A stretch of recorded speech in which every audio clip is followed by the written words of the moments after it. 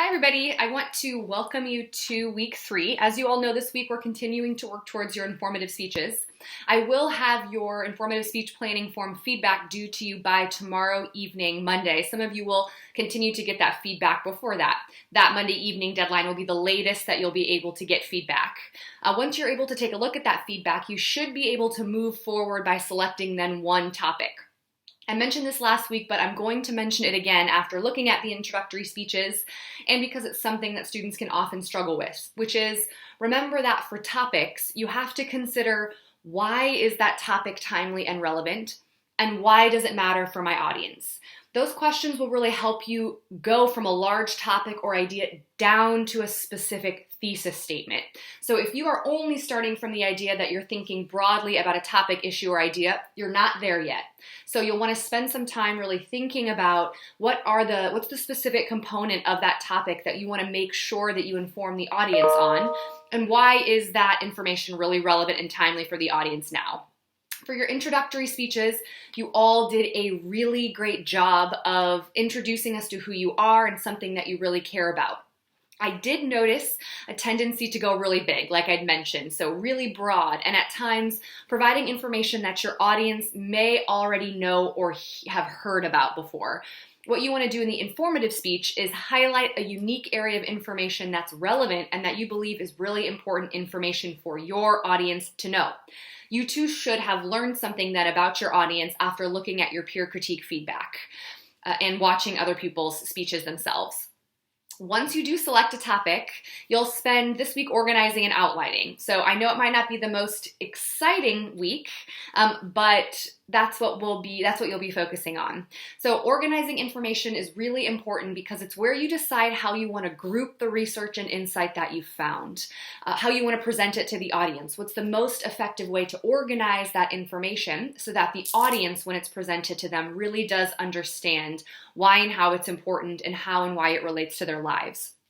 I strongly recommend creating a working outline as you research and brainstorm because this is going to give you an idea of what's out there and that will help you get a grasp of what information you need to know.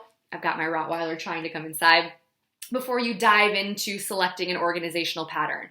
So research is a really key component, not only because you'll need to cite research in your informative speech, but because it will really help you answer the key components that I highlighted around timeliness and relevance. If you have issues with research, please reach out and I'm happy to provide some assistance or places that I think would be helpful for you to look as you move forward.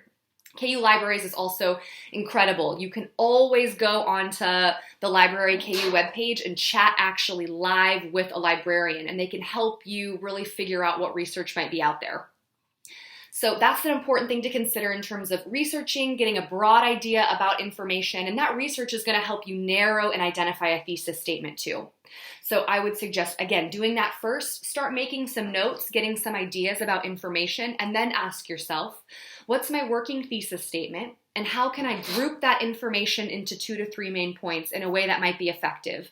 Then you can begin to select an organizational pattern. All right, let me get this dog. You can go. Okay. Finally, once you kind of begin to think about organizing, you're then going to work towards submitting a draft of your informative speech outline on Saturday evening. For that outline, that should be a full sentence outline, but not a full manuscript.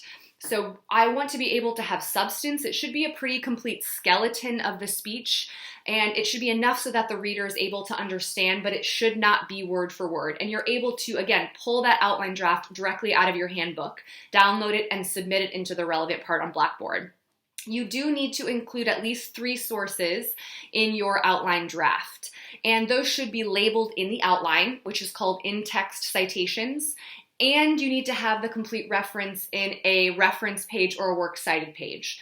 You can use either MLA or APA. If you're struggling to know about style guides or you don't have as much experience with MLA or APA, please reach out. And again, I'm happy to talk you through that, provide you some resources as you move forward. And finally, in that outline, please embed any questions that you have or things that you really want me to answer, and I'll make sure to respond and give that feedback. So To review, this week you're going to get that feedback from the speech planning forms. You're going to research and really spend some time thinking about which topic would be the most timely and relevant for your audience. And once you begin to compile that information, you'll then transition into selecting an organizational pattern and submitting a full sentence outline to me. I have just a few housekeeping things that I want to wrap up with. Later this week, I'm going to post another video where I really walk through the guidelines of the informative speech. So we will walk through the rubric in particular so that you really know what to expect. And I'm also going to give you some tips, especially as you transition into rehearsing and things you can do as you rehearse and practice, especially after some patterns or trends I notice after the introductory speech. Second, I will be making some slight adjustments to your peer feedback groups. Just like in any class, sometimes we have adds or drops, and so your group may alter or you may be moved. So keep an eye out, and I'll also send out a message in that regard. And if you are missing any assignments, please submit them at ASAP. There is a daily percentage deduction for assignments that are submitted after the due date. So I want to make sure that each of you are getting the maximum amount of points and that you're not missing points just purely based on being late. The last thing I want to mention for housekeeping is I had in my welcome video told you all that I'll be competing in a bodybuilding show, and that is this weekend, Friday and Saturday, here in Kansas City. I will, of course, be as available as possible, but on Saturday, I will likely not have access to my computer. I will have my phone, but I will be preparing until I'm on stage. And so please make sure that if you do have questions or concerns, that you try to email me prior to Thursday evening. I'm also going to post some Wednesday and Thursday Zoom office hours so that if you're having questions or struggling with either selecting a topic or transitioning into organizing and outlining, that we can just kind of have a conversation one-on-one, which can sometimes be helpful. I do want to say that you all did a great job on your introductory speeches. I was really, really impressed, in particular with the delivery and the ability for you all to deliver. That can be very, very difficult. And so we will continue to work on that as we move forward. You will, of course, on Wednesday of this week, get to practice something that I noticed in the introductory speeches, which was a little bit of trouble with the introductions and conclusions. And this week, you're going to practice that introduction and conclusion work by watching a Sheryl Sandberg speech. And you're going to fill out and label where she did each component of our introduction. So what was her attention getter? What was her thesis statement? This is a great application, and it's a good way for you to be able to reflect and say, did I think that her use of an attention getter was effective based on what her goal was for the speech? So not only being able to identify those parts of the introduction, but yourself really think about and be able to evaluate. You'll also have your quiz due on Saturday as normal, and otherwise, I am looking forward to seeing how your informative speeches continue to transition. Have a great week.